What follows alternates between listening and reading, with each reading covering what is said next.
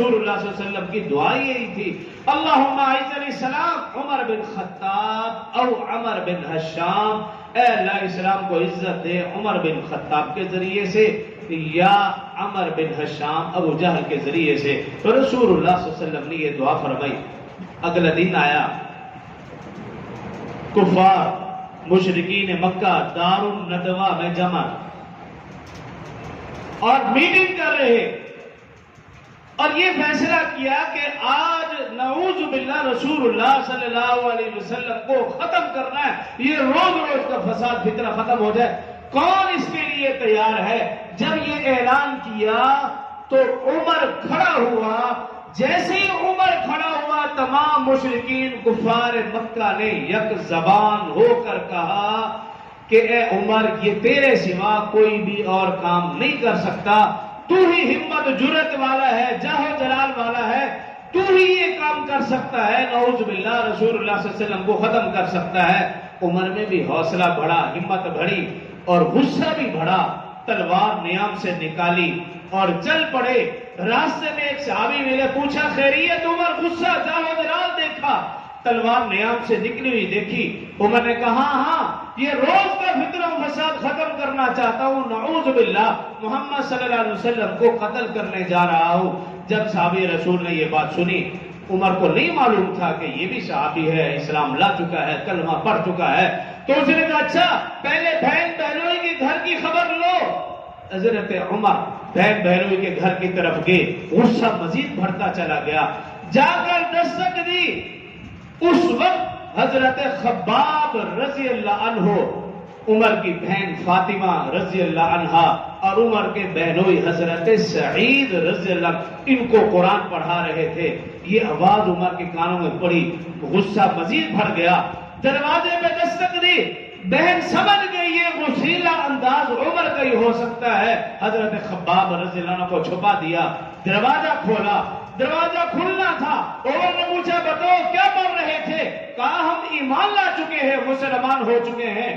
بس عمر نے پہلے بہنوئی کو مارا یہاں تک کہ وہ بے ہوش ہو کر گر پڑے، اور بہن فاطمہ کو بھی مارا، ان کی ناک سے خون جاری ہو گیا۔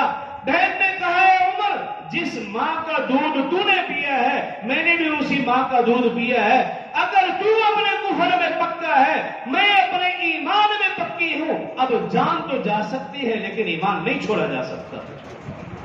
عمر نے دیکھا بہن کی ناک سے خون جاری ہے اور وہ اپنے ارادے میں پختہ ہے، پکی ہے، تو دل نرم ہو گیا۔ اچھا کہا بتاؤ کیا پڑھ رہے تھے، مجھے بھی بتاؤ، دکھاؤ، میں بھی دیکھنا چاہتا ہوں۔ بہن نے کہا نہیں، یہ مقدس کلام ہے، یہ پاک ذات کا پاک کلام ہے، اس کے لیے تمہیں پاک ہونا پڑے گا۔ تو عمر راضی ہو گئے، کہا ٹھیک ہے میں پاک ہونے کے لیے تیار ہوں۔ پانی کا انتظام کیا، نئے کپڑوں کا انتظام کیا۔ عمر غسل کر رہے ہیں، بہن نے یہ موقع دیکھا۔ روایات میں آتا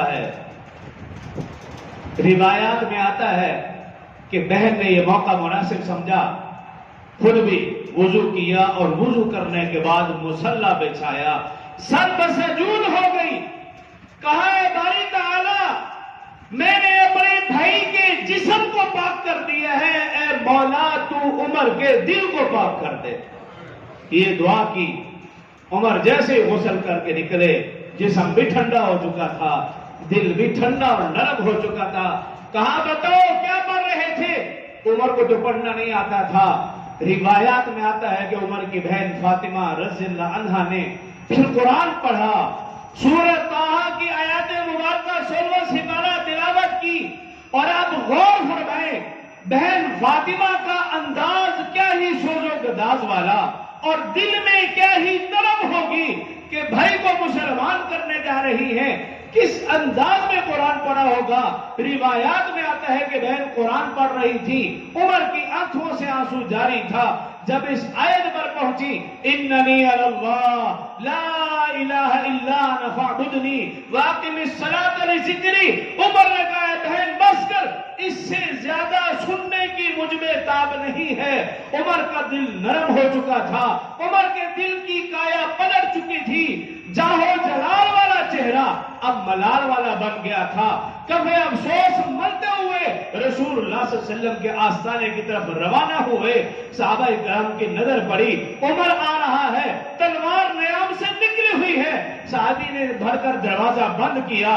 رسول اللہ صلی اللہ علیہ وسلم نے پوچھا بھی خیریت، کیوں دروازہ بند کیا؟ کہنے لگے عمر آ رہا ہے. رسول اللہ صلی اللہ علیہ وسلم نے فرمایا آج دروازہ کھول دو. اللہ نے عمر کے دل کا دروازہ کھول دیا اور فرمایا عمر آ نہیں رہا، عمر کو لایا جا رہا ہے. عمر رضی اللہ عنہ جیسے ہی پہنچے رسول اللہ صلی اللہ علیہ وسلم نے کھڑے ہو کر ان کا استقبال کیا، سینے سے لگایا. عمر نے ہاتھ بڑھایا، نبی نے کلمہ پڑھایا، اشہد ان لا الہ الا اللہ واشہد ان محمدا عبدہ ورسولہ. تمام صحابہ نے یک زبان ہو کر بے اختیار ان کی زبان سے کلمہ تکبیر بلند ہوا. روایات میں آتا ہے اس کلمے کی گونج بیت اللہ کے ارد گرد کفار تک پہنچی. جیسے ہی وہ گونج پہنچی ان کفار نے یک زبان ہو کر کہا لگتا ہے کہ مسلمانوں نے آج ہم سے بدلہ لے لیا. وہ سمجھ گئے تھے کہ معاملہ کیا ہو چکا ہے. عمر رضی اللہ عنہ اسلام لائے. حضرت جبرائیل امین فوراً حاضر خدمت ہوئے اور آ کر عرض کی یا رسول اللہ صلی اللہ علیہ وسلم مبارک ہو، آج عمر کے اسلام لانے سے آسمان کے تمام فرشتے خوشیاں منا رہے ہیں. اور رسول اللہ صلی اللہ علیہ وسلم کی اپنی خوشی بھی دیدنی تھی کہ 40ویں نمبر پر عمر نے اسلام قبول کیا. اللہ نے اسلام کو عزت اور تقویت دی. رسول اللہ صلی اللہ علیہ وسلم کی عزت بھی، رسول اللہ صلی اللہ علیہ وسلم کی خوشی بھی دیدنی تھی. صحابہ کرام رضوان اللہ علیہم اجمعین کی خوشی بھی دیدنی تھی. پھر جب نماز کا وقت آیا خاموشی سے چھپکے سے اذان دینے لگے، نماز پڑھنے لگے. عمر نے کہا یا رسول اللہ صلی اللہ علیہ وسلم میرے ہوتے ہوئے مسلمان خفیہ چھپ کر اذان دے اور چھپ کر نماز پڑھے، یہ پھر کیسے ہو سکتا ہے؟ عمر کے ہوتے ہوئے ایسا نہیں ہو سکتا. عمر رضی اللہ عنہ نے تلوار نیام سے نکالی. رسول اللہ صلی اللہ علیہ وسلم عمر کے پیچھے ہے، ابو بکر پیچھے ہے، عثمان پیچھے ہے، علی پیچھے ہے، طلحہ زبیر عبد الرحمن بن عوف ابو ذر غفاری مقداد 39 صحابہ رسول اللہ صلی اللہ علیہ وسلم کے پیچھے ہیں. عمر تلوار لے کر آگے آگے جب بیت اللہ کے قریب پہنچے کفار کو للکار کر کہا آج وہ میرا راستہ روکے جس نے بیوی کو بیوہ کرانا ہو، بچوں کو یتیم کرانا ہو. آج عمر اسلام لا چکا ہے. عمر کے اسلام لانے سے اللہ نے اسلام کو عزت دی، اسلام والوں کو عزت دی، رسول اللہ صلی اللہ علیہ وسلم کو عزت دی، صحابہ کرام کو عزت دی، اذان کو عزت دی، نماز کو عزت دی.